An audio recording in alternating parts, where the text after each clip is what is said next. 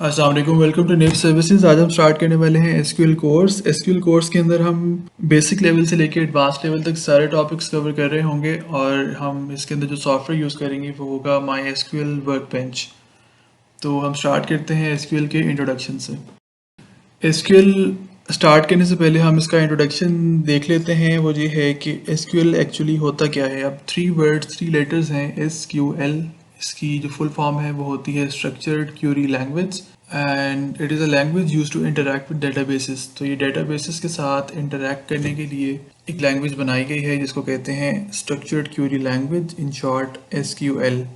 इसके साथ हम डिफरेंट ऑपरेशंस परफॉर्म कर सकते हैं, जैसे कि क्रिएट कर सकते हैं, कुछ रीड कर सकते हैं, डाटा को अपडेट भी कर सकते हैं और डिलीट भी कर सकते हैं। जो फेमस एक टर्म यूज़ होती है इसके लिए वो है crude operations. C for create, R for read, U for update and D for delete. Next हमारे पास आ जाता है what is a database. Database क्या होता है। डेटाबेस एक्चुअली में एक ऑर्गेनाइज्ड कलेक्शन होती है डाटा की, टेबल्स की फॉर्म में। वो ऑर्गेनाइज्ड स्ट्रक्चर्ड होता है टेबल और उसके अंदर डाटा सारा स्टोर होता है।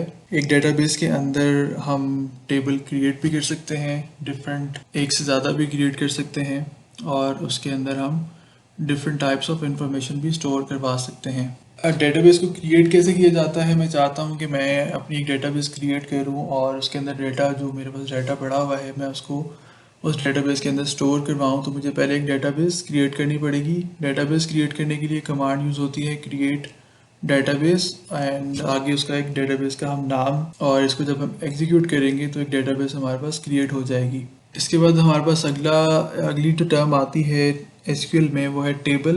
What is a table. हमने अभी पीछे पढ़ा है कि एसक्यूएल डेटाबेस के साथ जब इंटरेक्ट करता है तो वो डेटाबेस के अंदर एक्चुअली में क्या होता है, डेटाबेस के अंदर टेबल्स होते हैं। तो टेबल क्या होता है, आपने एक्सेल या गूगल शीट्स वगैरह जब यूज़ की होंगी तो आपके पास सेल्स और कॉलम्स होते हैं, रोज एंड कॉलम्स वहाँ पर, बिल्कुल जैसे ये पिक्चर में नज़र आ रहा है। हॉरिजेंटल अलाइनमेंट में हम रोज कंसीडर करते हैं डाटा का और हम वर्टिकल अलाइनमेंट में कॉलम्स कंसीडर करते हैं। टेबल एक ऐसी चीज़ है जो रोज और कॉलम से मिलकर बना होता है। जब एक रो और एक कॉलम मिल जाते हैं तो वो एक टेबल बन जाता है। टेबल को भी सेम तरीके से क्रिएट किया जाता है जैसे डेटाबेस को क्रिएट करते हैं। इसके लिए कमांड यूज होती है क्रिएट टेबल और आगे टेबल का नेम, तो एक टेबल क्रिएट हो जाता है। अब ये हमारा जो पहली वीडियो में हमने तीन चीज़ें पढ़ी हैं। एसक्यूएल क्या होता है, डेटाबेस क्या होता है और टेबल क्या होता है। हम डेटाबेस कैसे क्रिएट करते हैं और टेबल कैसे क्रिएट करते हैं, इनकी कमांड्स मैंने यहाँ पे लिखी हैं। इसको मैं आपको प्रैक्टिकल करके दिखा देता हूँ। जी, मैं आ गया हूँ माई एसक्यूएल वर्कबेंच के अंदर। यहाँ पे हम डेटाबेस क्रिएट करके देखेंगे और साथ हम एक टेबल भी क्रिएट करके देखेंगे। डेटाबेस क्रिएट करने के लिए जो कमांड हमने पढ़ी थी वो थी क्रिएट डेटाबेस, और डेटाबेस के एक नेम चूज़ कर लेते हैं, जैसे लेट्स सपोज न्यू डीबी और सेमीकोलन लास्ट में, कंट्रोल एंटर प्रेस किया और यहाँ पर न्यू डीबी एक डेटाबेस क्रिएट हो गई है। अब हमने इस डेटाबेस को यूज़ करना है क्योंकि मेरे पास ऑलरेडी लेफ्ट साइड पर काफ़ी ज़्यादा डेटाबेसेस क्रिएट हुई हैं। तो यहाँ पे लिखूँगा यूज़ न्यू डीबी।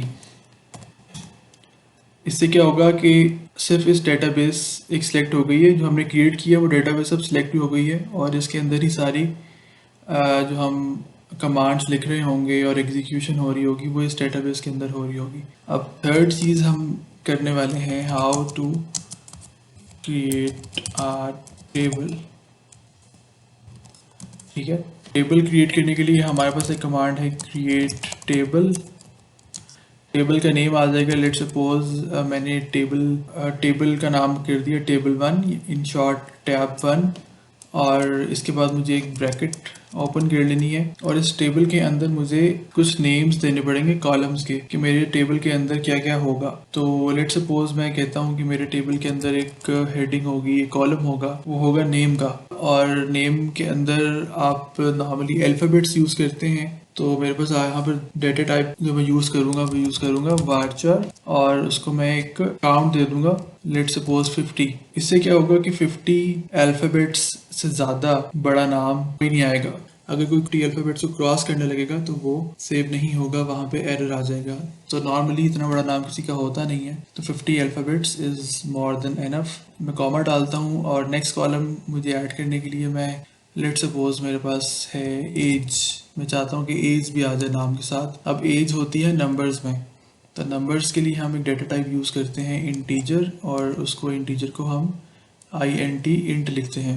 और यहाँ से बस मैं चाहता हूँ कि सिर्फ 2 कॉलम्स हों, इसको मैं ब्रैकेट क्लोज करूँगा, एंड पे डालूंगा कॉलन, इसको चूज़ करूँगा अपनी क्यूरी को, और यहाँ से जाके रन कर दूँगा।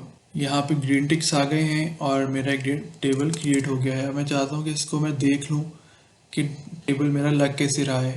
तो चेक करने के लिए सेलेक्ट ऑल फ्रॉम टैब 1।